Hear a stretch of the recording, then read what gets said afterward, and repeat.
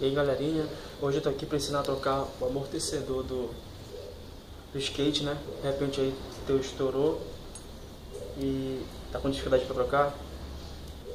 Deu uma adiantada aqui, eu já tirei o estouradão aqui, né? O que você vai fazer? Aqui, ó. Esse aqui é o amortecedor, tá legal? O que você vai fazer?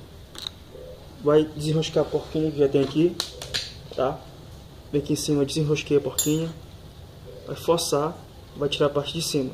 Tirou, beleza. Ó, vai saindo, tranquilo. Tirou a base.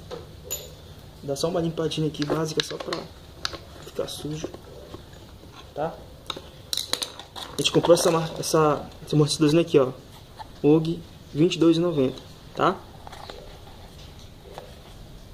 Aí já vem o par.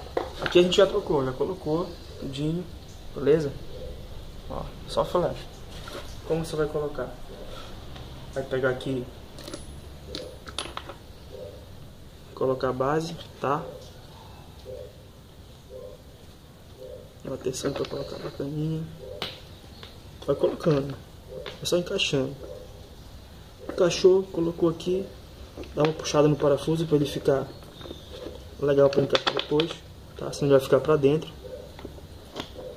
Ó, já entrou de novo. Puxa, beleza. Pega a parte de cima, tá? A parte mais cônica coloca para cima. Depois coloca a arruelazinha para fazer a pressão. Colocou a porquinha. Apertou, vai apertando, apertando. Não tem segredo, só isso.